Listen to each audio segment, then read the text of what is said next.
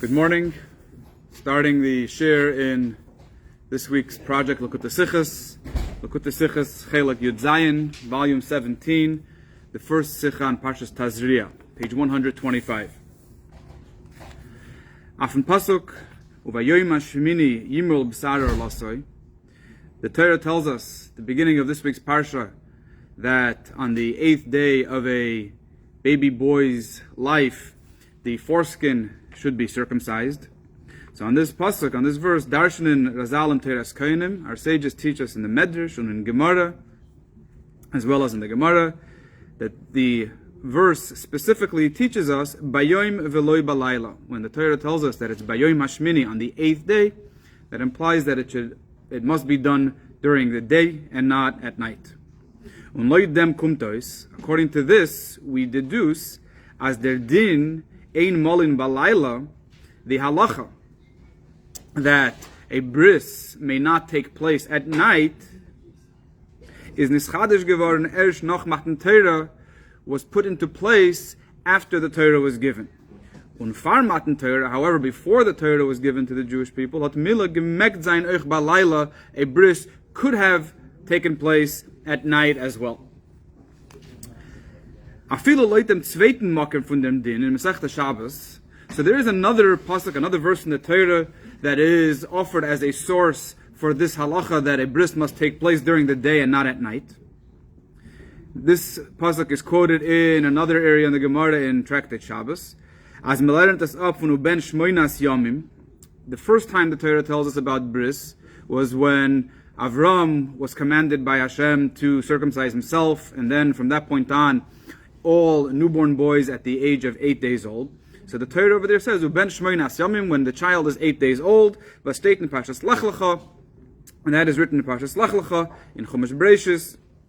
Befrat as Tosfos sagt, as der Ikra limud is von dem pasuk, and the Tosfos, the commentators on the Talmud, state that that verse in Parshas Lech Lecha is actually the original and the primary source for this halacha that a bris must take place during the day and not at night.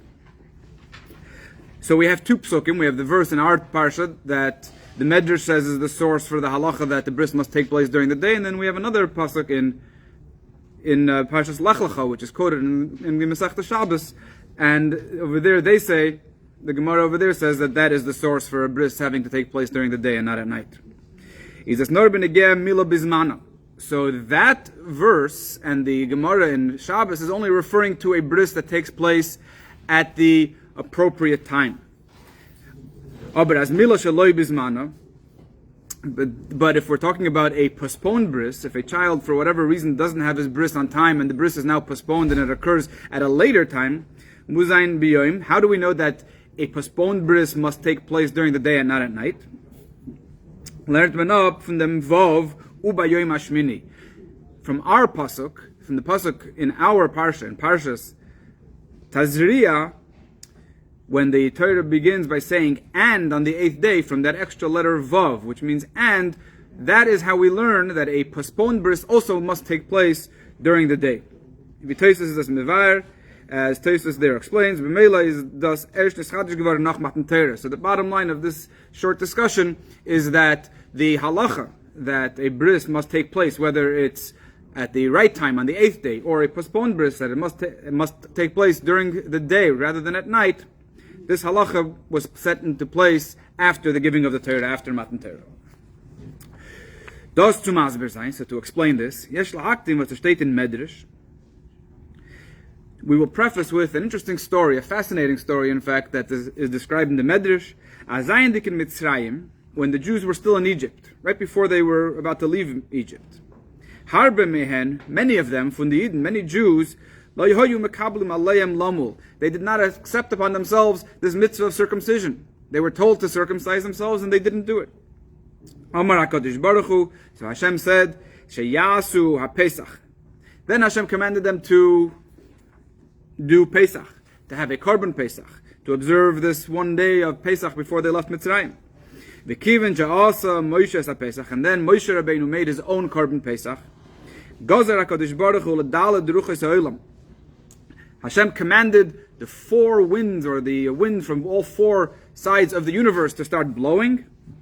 And these winds from all four corners of the world picked up the scent or the aroma of Moshe Rabbeinu's Korban Pesach. Niskanzu kol Yisrael etzel Moshe, and that attracted all the Jews to gather, to congregate outside Moshe Rabbeinu's house.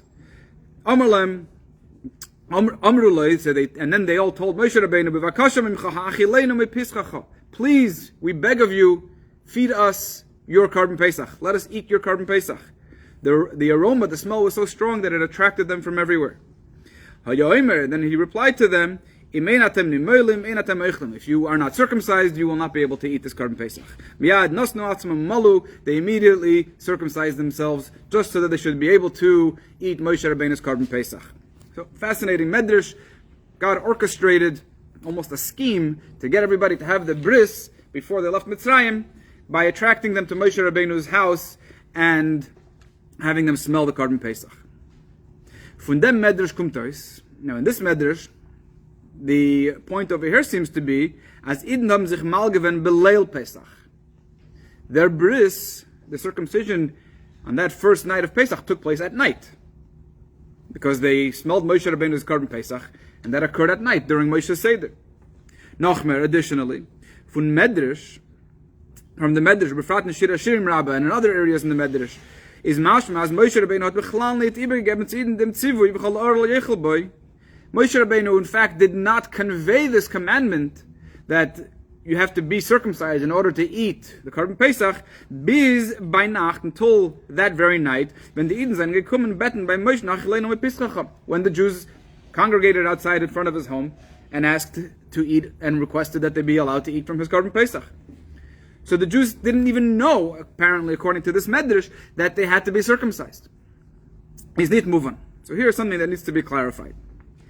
So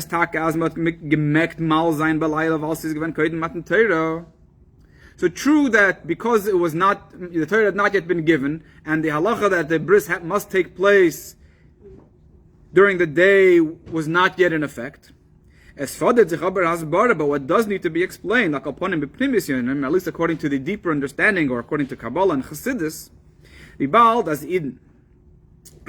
since many of the Jews haben sich dann mal gewen, many of the Jews circumcised themselves at that very moment, nicht mitzad zichel, and they didn't do it on their own accord, nor mitzad was gazer HaKadosh Baruch Hu l'dala druchas chulu.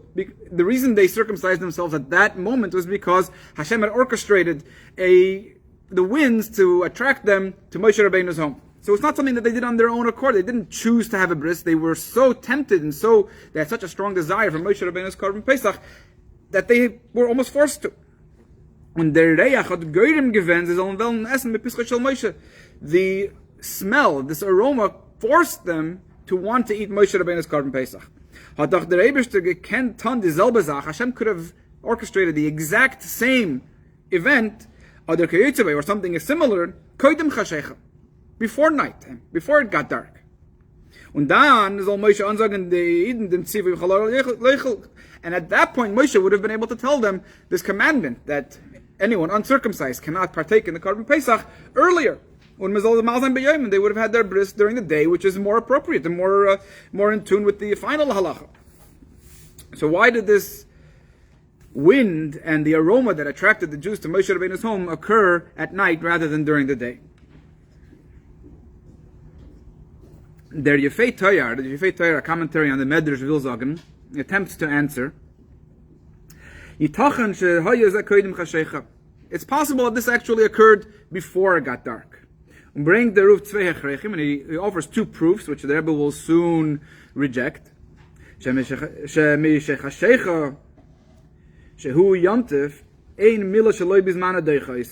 Because once it became dark, it was Yontif, and as we know, a postponed bris may not occur on Shabbos and Yontif. It has to occur on a weekday. If it's on the 8th day, so then the bris always takes precedence and it happens on Shabbos and Yontif. But if it's a postponed bris, then it cannot take place on Shabbos and Yontif. And once the sun set, once it was dark, they couldn't do a bris on Yontif. So that's the Yefei Toyar's first proof that it happened before it got dark. The Oid, and another proof is the Ein Mila Balayla, a general statement that a bris cannot take place at night. Shabbos, Yontif, weekday, whenever bris doesn't take place at night. So, as we said, the Rebbe rejects these two answers. We can't say this. The way the story is described in Shir Hashirim Rabbah in the Medrash, which is describing, which is a commentary on the verse, until the king is sitting at his table, is klar as is given balayla. It's very obvious that it occurred at night. The king, Moshe Rabbeinu, was sitting at his table. When do you sit at your Seder table, at your Pesach table? It's already nighttime. So it's not something that occurred earlier in the day before Moshe was sitting at a Seder table. Dort steht beferish, in that pasuk, or the Medrash on that pasuk, it says very clearly, when the king was sitting at his table, it occurred when Moshe and the Jewish people were sitting at their Seder table and eating their Korban Pesach in Egypt. Achilas Pesach, specifically, the consumption of the Korban Pesach must occur, it has to happen at night. Beleil Tezvav Nisan, the night of the 15th of Nisan, the Seder doesn't occur before dark, and all the mitzvahs associated with the Seder must take place at night, especially eating the Korban Pesach. These two proofs that the Yefei Toyar offers, Aleph, Milosh Levismanes Nidei Yomtiv, that a postponed bris does not override Yomtiv, and Beis, Ein Mila Balayla, that a bris cannot take place at night, are not compelling enough. Why? First of all, as we said earlier, is der din as Ein Mila Balayla, the halacha, that a bris cannot take place at night, by Shaloi Bismana, specifically regarding a postponed bris, is erst nicht chadish geworden, noch Matan Torah. That halacha was put into effect only after the Torah was given, and this is prior to Matan Torah. The Torah had not yet been given; they were still in Egypt, and therefore the halacha that a bris cannot take place at night was not in effect here. And Beis, his other answer, his first answer really, similarly, gefinnen mir nit kein isur melacha b'yamtiv by Pesach Mitzrayim. Pesach, when the Jews observed it for the first time in Egypt, there was no commandment forbidding malacha, forbidding work. And any of the lamates malachas, or those particular labors and works that are not allowed on Yontif, it was not yet in effect while they were still in Mitzrayim. Now the Rebbe is going to explain why. So there's a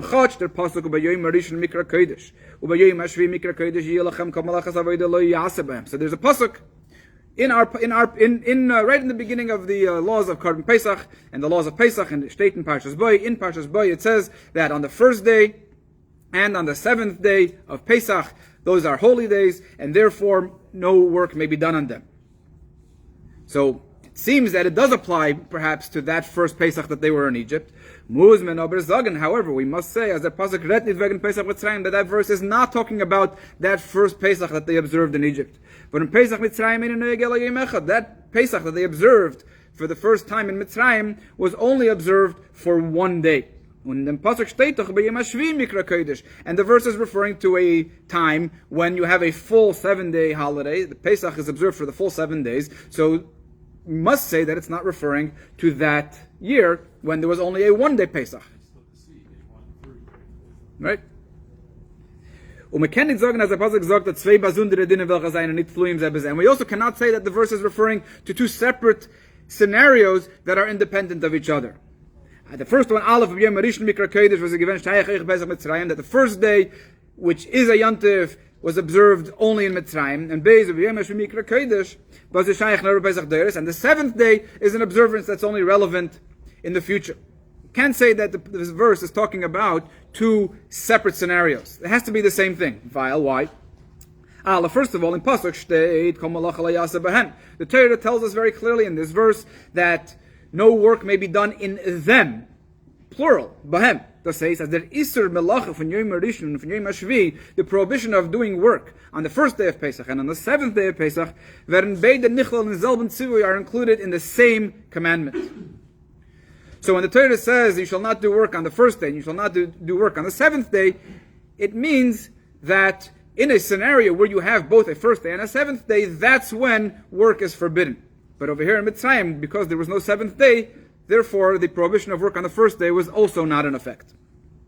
In Beis, another reason this doesn't work, Af kol malacha la yasa b'hem, on the verse no work shall be done in them, steht in Mechilta, the Medrash Mechilta states, Ein li'ela yom tov ha'achron, shu asur b'asiyas malacha. From that verse, when it says that no work may be done in them, we only understand, or at least on the surface, we only understand that it applies to the seventh day.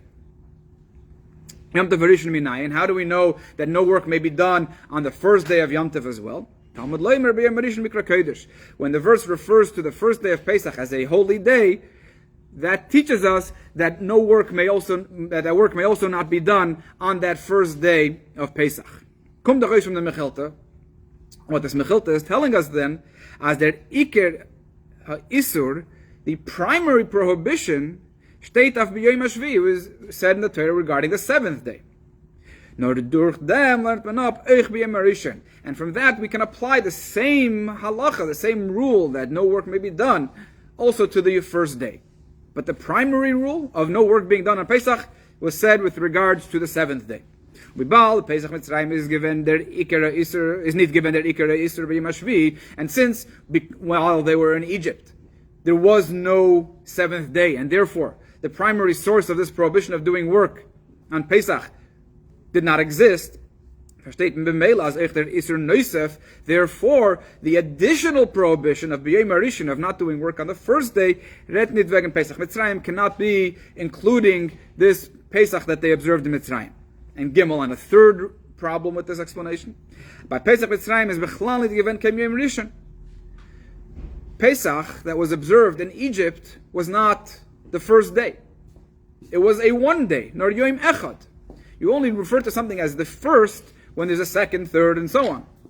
But the Pesach that they observed in Mitzrayim was a one-day affair, and the Torah would not have been referring to it as Yom Rishon, as the first day.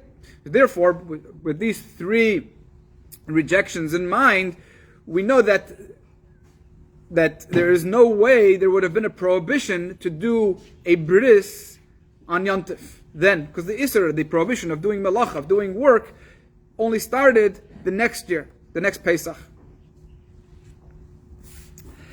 Afilu like their day from Ran. Now there is an opinion of the Ran, the commentator on the Talmud, who says as the Pesach Mitzrayim is yegiven on Isser malacha, whatever his reasoning is, but he says that there actually was a prohibition to do work like it is today on Yom Tov, on that one day that they observed Pesach in Egypt.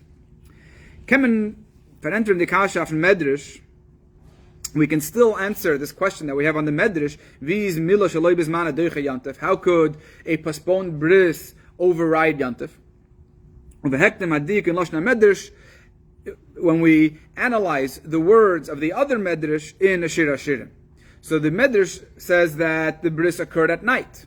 According to the Ran, you still cannot do a bris on Yom Tov, even that one Yom Tov that they observed in Mitzrayim. But by analyzing the wording of the Medrash and Shir Hashirim Rabbah, we'll understand this as well. The Medrash quotes a verse, quotes a pasuk.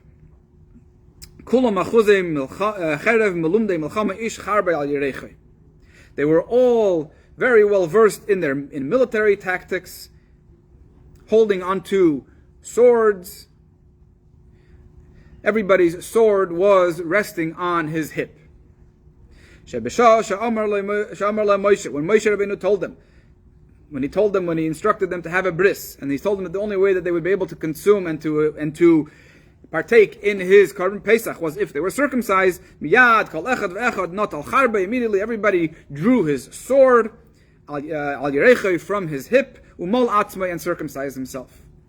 So this medrash becomes more and more fascinating. What happened that last night in Egypt suddenly is put into a whole new perspective.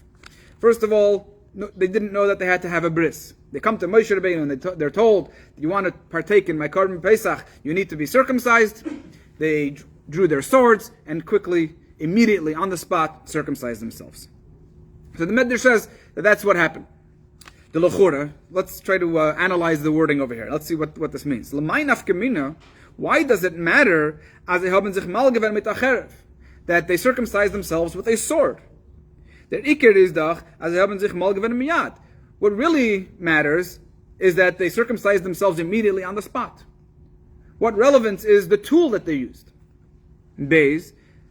Another thing that we need to analyze over here is Why does the Medrash emphasize, or what does the Pasuk emphasize, and the Medrash deduce from that it was that individual's personal sword? Zayin Cherev, his sword. Why do we care if it belonged to this person or to another person? If he circumcised himself with his own sword or with someone else's? This answers the question that we just had on the Medrash. When do we say that circumcision is forbidden on Yom Tov? When it's done in its regular, normal fashion. Be'izmil, using a special knife called an izmil that the moil uses to perform a bris. It's a small knife. Aber mila becherev, circumcising with a sword, is a malacha shaloi kedarka, is completely out of the ordinary. And azam malacha is muter mideraisa. According to the strict biblical interpretation of the law, you are allowed to circumcise yourself with a sword because it's not your typical way of doing it. The Rabbi is their medrash. When the pasuk was breaking, therefore the medrash, quoting this pasuk in Madgish, it highlights as matzich malgeven becherev that this circumcision that occurred that first Pesach in Egypt was done with a sword. Then as volta bergestan and cherev stam. But if the pasuk and the medrash would have only highlighted the fact that it was a sword, but not that individual's personal sword, we could have still assumed as it could have been referring to a sword that is used for bris, for circumcision, via state, with regards to the circumcision that Yehoshua, Joshua, Moshe's successor, did later, many years later. The pasuk actually says, you shall create yourself a sword, you should form a sword, and again, circumcise the Jewish people. Over there, the pasuk uses the word sword, or cherev, to refer to the tool used for a bris.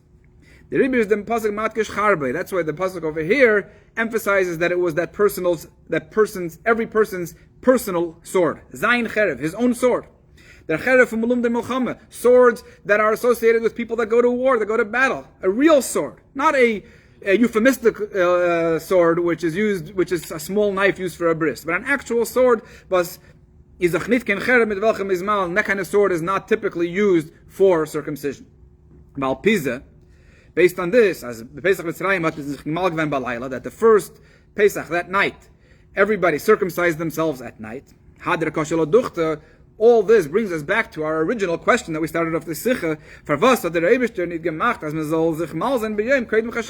Once God was orchestrating these events to have everybody circumcise themselves before they ate Moshe Rabbeinu's Korban Pesach, why didn't Hashem just arrange for it to happen while it was still daytime?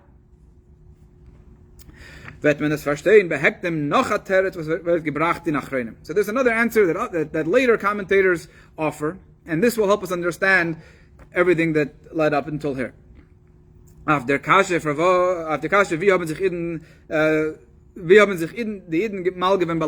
question again was, how did the Jews circumcise themselves at night? So the commentators and the Talmud say, as the Nacht von Yetzias Mitzrayim, that evening, prior to their exodus from leaving Egypt, is given, as the Zohar says, in an oifen von v'layla k'yom yoyer. That night shone like daytime. It was lit up. It was bright like the day.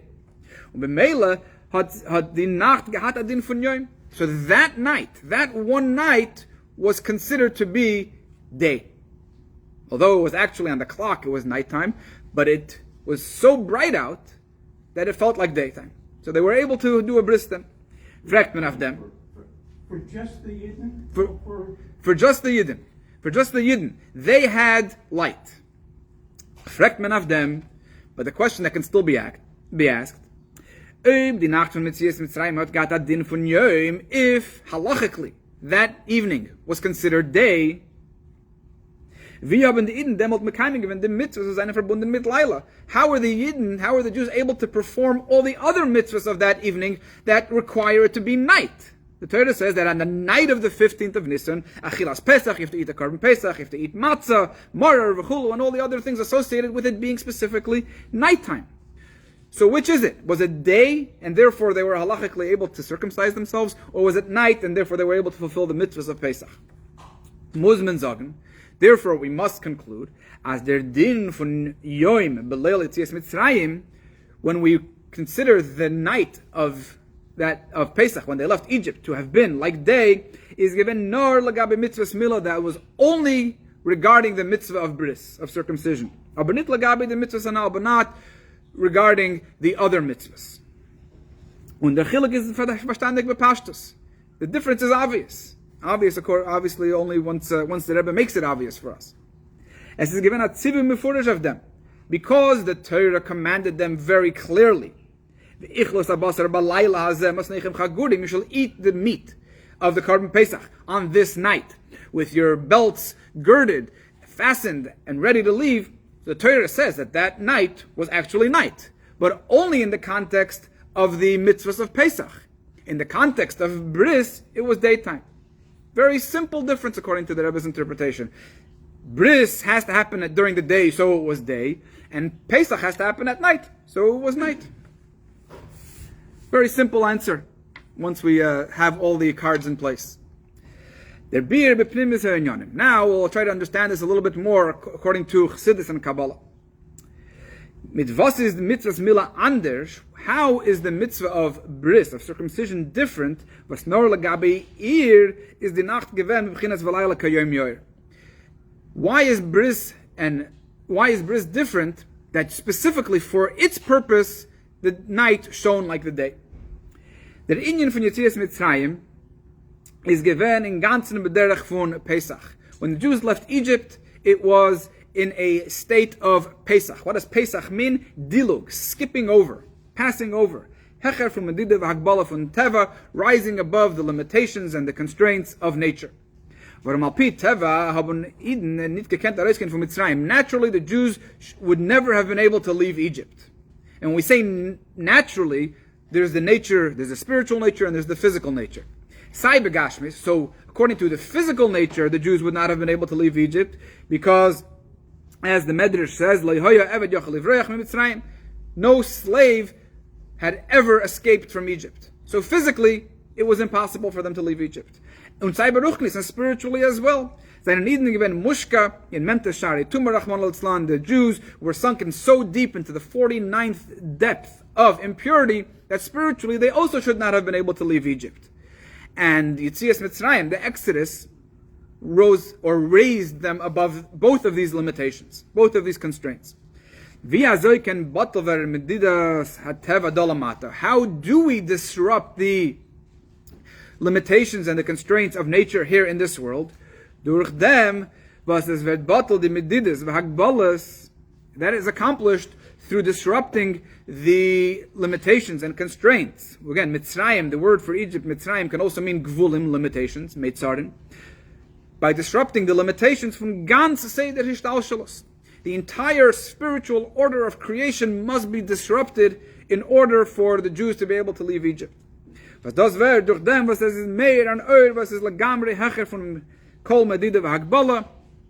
do we disrupt the entire spiritual order of creation? Through there being a light that is greater and beyond any of these limitations. This light has to be greater than everything, even the highest spiritual order. Now, in order for all this to become a reality, it has to be accomplished through Torah.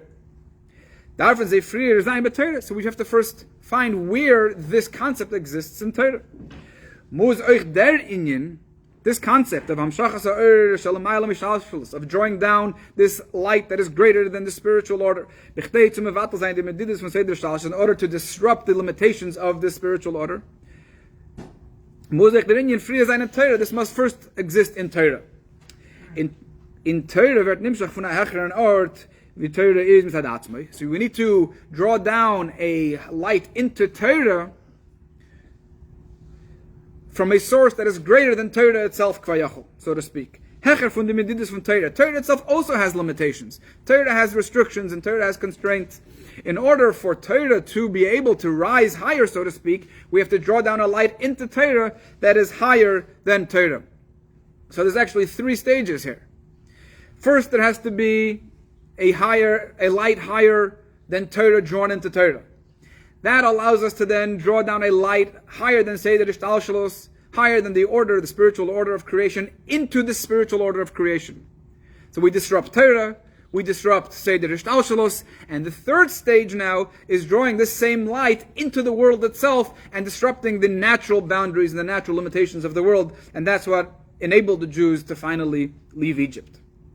Die Riber hat der Eberster gemacht, als Moshe Rabbeinu soll übergeben dem Zivui von Michal Ora lo yechel bei nit kreidem chashecha nor dafka balayla. And that's why Hashem orchestrated that this commandment that anybody uncircumcised may not partake in the Korban Pesach was given to the Jews not while it was still light, but after dark. To effect that the circumcision that the Jews did to themselves occurs at night, specifically at night. Not the way the halacha is after the Torah was given, the Torah within the constraints and limitations of Torah. Again, once the Torah was given, a bris must take place during the day, cannot take place at night. But that's part of Torah's limitations. Torah says do it here and don't do it there. The light that was revealed and shown on that evening is given ba'ofen, was his hecher from gan seder hishtalshalos, was such a great light that it was beyond, it was higher, it was greater than the entire spiritual order of creation, all of Seder Ishtalshalos, biz reaching even hecher from the medida von Torah kvayachol, greater than the limitations of Torah, so to speak. Und die Riber seien durch dem Nisbatel geworden in the medidus von Seder Ishtalshalos, and as a result, the limitations of Seder Ishtalshalos were also disrupted. The light that was drawn down into the world at that moment was like skipping over, passing over, Pesach. This light was drawn into the land of Egypt, which, as we know, was replete and full of idolatry. Based on the natural spiritual order, there should be no divine revelation in Egypt. Nevertheless, on that night, this great light was drawn into Egypt, into the most deprived spiritual place in the world. Und durch dem ist nisbatel geworden die medidus hateva ichtelamata, and as a result, the limitations of the physical world were also disrupted. Es ist geworden Pesach, and that's how they were able to celebrate Pesach, Passover, Dilug, skipping and passing over. Und es ist geworden Yetzias Mitzrayim hepech hateva, and the final result was that they were able to leave Egypt, which was an extremely unnatural occurrence. Punkt visat muss sein der in Dilug in Torah bchte soll kennen sein Yetzias Mitzrayim. Now, just like in order for the Jews to be able to leave Egypt, there had to be a skipping over, a passing over within Torah itself. The Jews themselves also had to affect something that would be considered skipping over or passing over and going beyond their own natural order. Therefore, is the achanaf to Yetzias Mitzrayim given dam Pesach und dam Milah. As a preparation for leaving Egypt, there had to be the blood of the Korban Pesach and also the blood of circumcision. Now, these two mitzvahs, from Pesach and Milah, they represent a spiritual divine service that is beyond any limitation and constraint. How so? So first of all, Pesach, as we know, the name of the holiday and the name of the Korban Pesach is Meloshen Dilug. Dilug means skipping over, passing over.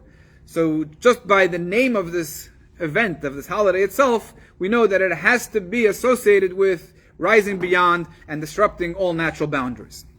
Un Milah, circumcision, a bris is referred to, is in Yana bris olam. It's an eternal covenant mit Neibishtin, with Hashem. An ebeker verbund, an eternal covenant, on kein shum hagbalas, without any limitations. When we say that something is eternal, we say that something is forever, it means it has no end.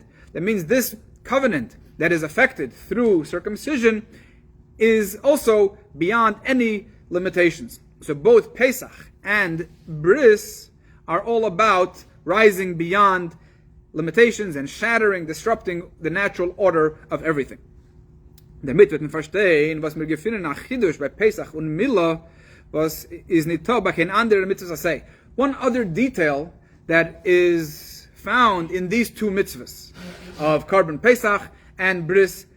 Now these are positive mitzvahs. These are mitzvahs aseh. They're not negative mitzvahs. They're not don'ts. They're do's. The Torah says you should do the Korban Pesach and you should have a bris. An anomaly with these two mitzvahs aseh is that the Torah actually describes a consequence for not observing these two mitzvahs aseh. Normally consequences are reserved for mitzvahs leis aseh, but over here these two mitzvahs aseh, not observing them comes along with an extreme consequence. Bazeh is achiyuv karas. There's karas, the most extreme type of punishment where your soul is cut off from God, chas v'shalom, by not observing these two mitzvahs. When we're talking about mitzvahs and scenarios that are beyond the natural order, there's no in between. It's all or nothing. Either you observe it or you don't. One of these two. Either you are now connected to Hashem with this eternal covenant, which is greater than any time limitations, bligvul, it's infinite. Either you have that, and if you do not have this eternal connection to Hashem, then your soul can be cut off, God forbid. You have zero connection to Hashem. Two extremes. Either you're completely connected to Hashem eternally, or you are completely disconnected also eternally. It's a unique thing that only exists by Korban Pesach and by Bris.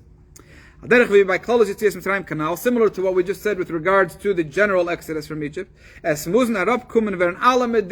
limitations must be removed, including the limitations that Torah generally imposes on us. Because if not, we would have remained stuck in Mitzrayim, this land that is filled with idolatry. So the only way to leave Egypt was to go to the extreme opposite end. Therefore, the revelation that expressed itself through the night shining like the daytime, by Yetzias Mitzrayim, there had to be a fundamental connection between this light and the mitzvah of circumcision of bris. This, when the night shines like the day, it's a result of this extreme light shining down from above. This revelation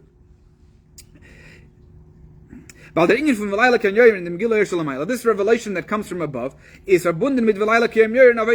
depends on man himself turning his own night into day. And that's accomplished through bris, through circumcision. So in order for there to have been Yetzias Mitzrayim, the Jews had to have been dragged out and had this eternal covenant connection with Hashem. Without that, there's no way they would have been able to leave Mitzrayim. They would have been able to leave the limitations of Egypt at that time, physically and spiritually. How did they accomplish that? By them taking the initiative and circumcising themselves, which again is an expression of an extreme light, a light drawn down from the highest levels beyond any natural order of spirituality. Al-Pikol Hanal, based on all of the above, is as we said at the beginning of the Sikha, there is a difference between the way bris is performed before Matan Torah, before the Torah was given, and after Matan Torah. Before Matan Torah, a bris was allowed to take place at night, and after Matan Torah, it is limited to only daytime.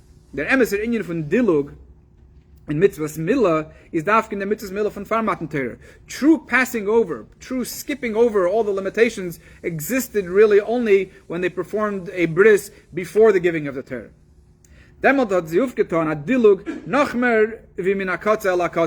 The skipping over, the passing over that was accomplished through being circumcised before the Torah was given was much greater than even going from one extreme to another.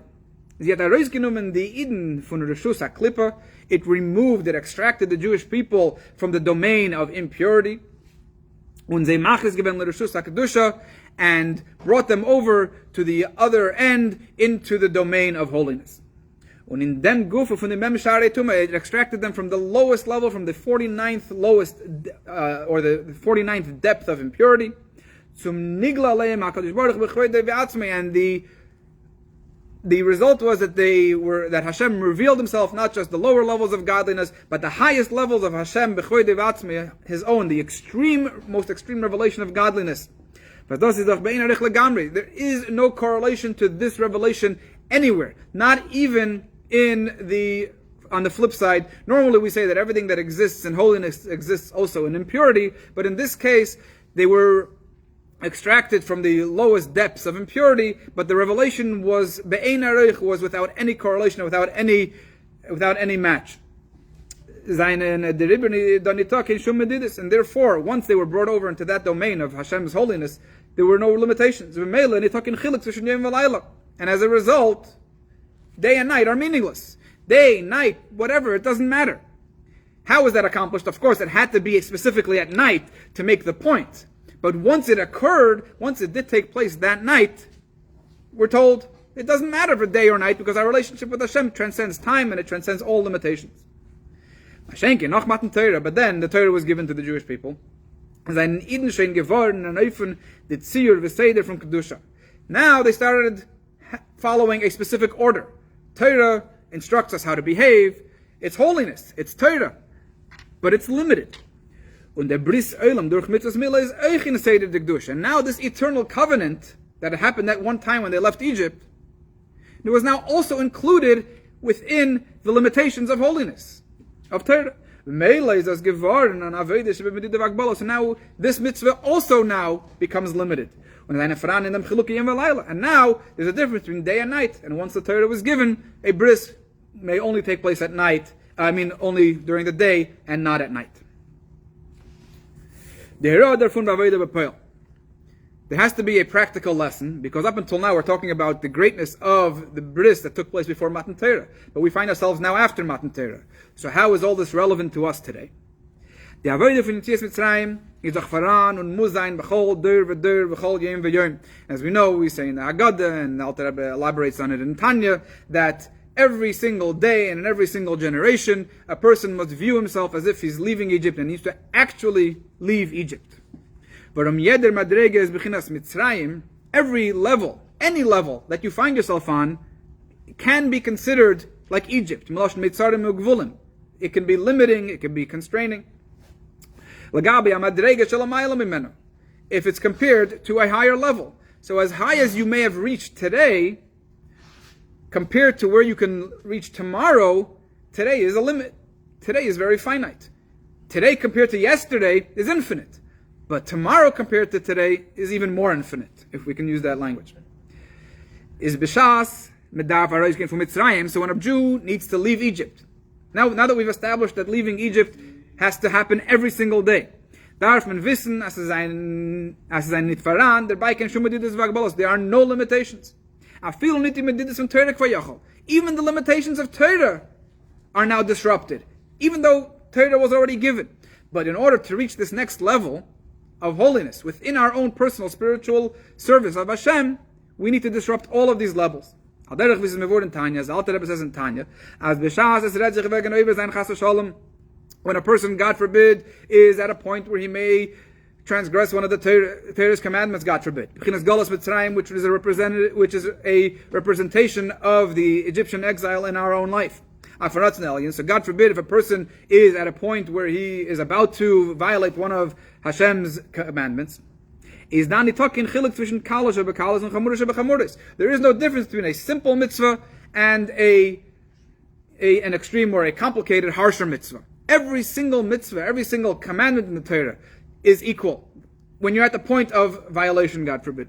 Because from the perspective of God's will, God's will is not limited to reason and understanding. Even supernal reason and understanding, God's will is greater than that. All mitzvahs, from that perspective, all mitzvahs are equal. Doesn't matter if it's a simple mitzvah or a harsh mitzvah. And Alter Rebbe continues in Tanya, this leads to even the most unobservant, the lowest of the low. Ruf Darais means that it calls out from within him. It digs deep into his soul and it extracts as that he too can bring himself to a point of self-sacrifice. I feel if I dictu cultural diversification for even the smallest detail of a rabbinic law. Without any calculations, without thinking too much into it. There comes a point where a Jew who could be a sinner, God forbid, doesn't live an observant life, doesn't live a very religious life, but suddenly out of the blue, there is that one thing that can call him out. Like the Jews in Egypt who were completely sunken into the 49th depth of impurity, and suddenly, just like that, they were able to extract themselves. How did they extract themselves? As we'll conclude here now. Because there are no limitations of day and night. If there's no difference between different levels of mitzvahs, then there's certainly no difference between day and night. This person, once he decides that he's going all out and is going to sacrifice his own life for the smallest detail, then of course it doesn't matter if he is experiencing light or darkness. Metaphorically, light represents holiness and darkness represents unholiness. Doesn't matter if you're in a state of holiness or unholiness. If you commit, you can do it. It doesn't matter if you're tired, or even worse, you have desires or lusts. Taivus. With strength, with commitment, with discipline even, that is greater than any logic and reason. You draw your sword and you circumcise yourself right there on the spot. And you connect yourself with Hashem through fulfilling God's will, a fundamental connection to Hashem, and an eternal covenant with God. And everybody can do that. And these Yidden, they were still addicts. They still did